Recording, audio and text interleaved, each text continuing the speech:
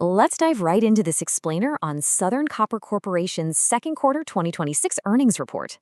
Today, we are unpacking an absolute monster of a momentum story.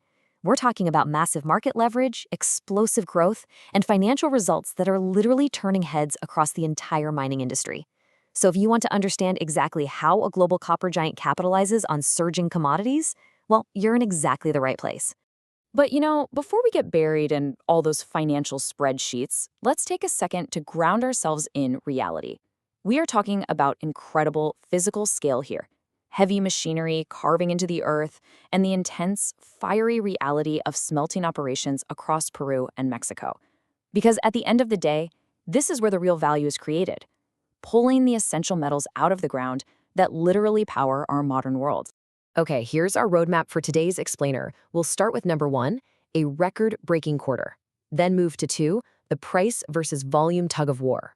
Next, we'll uncover 3, the 5-cent copper magic. Map out 4, building the $20 billion pipeline.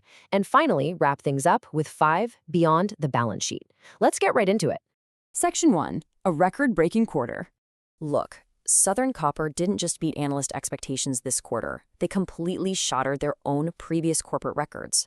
$1.67 billion. That is their net income for the second quarter of 2026 alone. And what's truly staggering here is that this represents a massive 71.6% jump compared to the exact same quarter last year. Think about that. When a multi-billion-dollar company grows its bottom line by over 70% in just 12 months, you know something extraordinary is happening in their markets. And you can see exactly where that growth is coming from.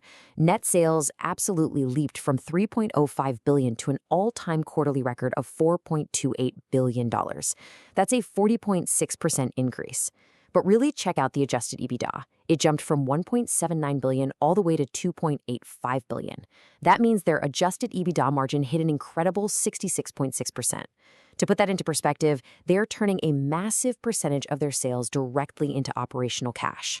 So the crucial point is, what does this actually mean for you as an investor? Well, it means cold, hard cash. Thanks to this incredible cash generation, the board authorized a cash dividend of $1.10 per share, plus a stock dividend. When you calculate the total estimated value based on their share price at the time, it amounts to a really hefty $3.23 per share payout. They're aggressively returning this record-breaking windfall right back to shareholders' pockets.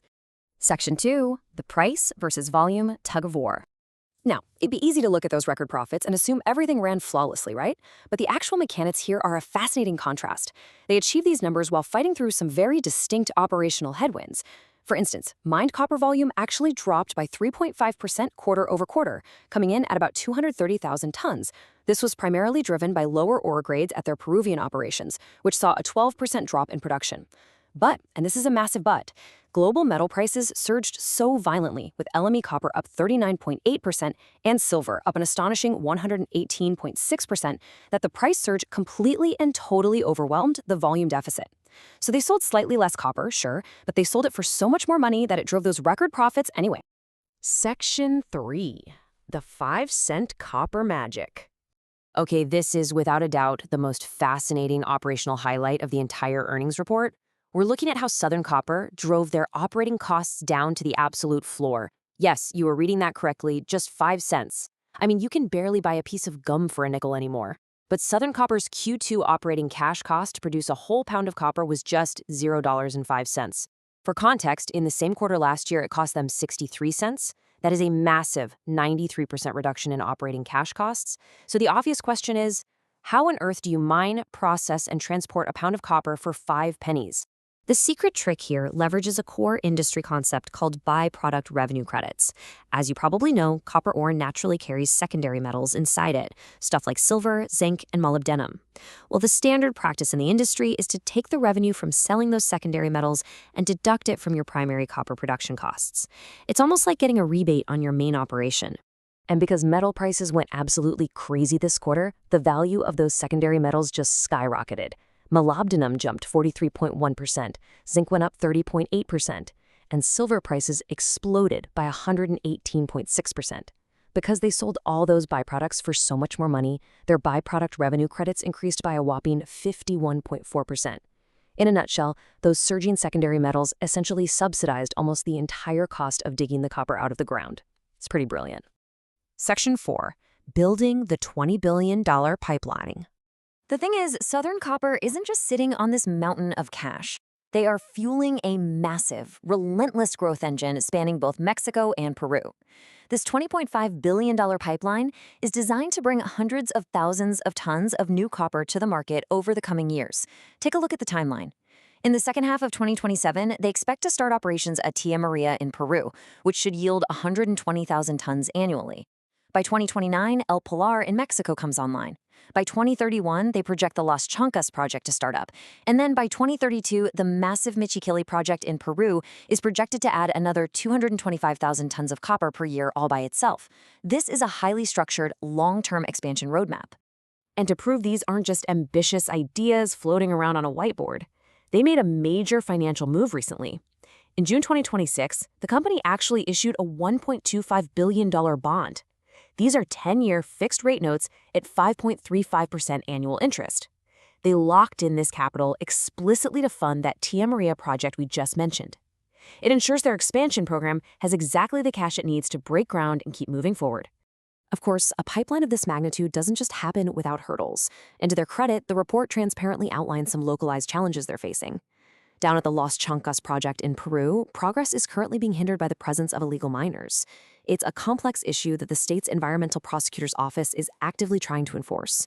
Meanwhile, over at the world-class El Arco deposit in Mexico, getting started is dependent on the Mexican government. Specifically, the Federal Electricity Commission needs to interconnect the Baja California Peninsula to the national energy grid. So they are actively having to navigate these very real realities on the ground. Section 5. Beyond the balance sheet. Now, mining obviously operates right in the heart of local environments and communities, and the company detailed how their operational footprint translates into some very concrete ESG wins. Down in Peru, the Cularjahuira Dam that they built alongside the state has boosted local agricultural crop yields by around 20% simply by providing reliable, year-round water access. Up in Mexico, students from the schools they support in Sonora are excelling in national STEM and math competitions. On top of that, their global social initiative is actively engaging over 2,600 community youth in local sports programs. They really want to make it clear that their capital investments also yield major infrastructure and educational dividends for the communities they operate in. Which brings us to our final takeaway. They are generating record profits. Their operational costs are being subsidized by skyrocketing byproducts down to just 5 cents a pound. And they've secured the financing for a truly massive multi-year pipeline. So, I'm going to leave you with this question to chew on. With a $20 billion expansion plan actively in motion across Peru and Mexico, is Southern Copper simply preparing for the future of global electrification, or are they defining it?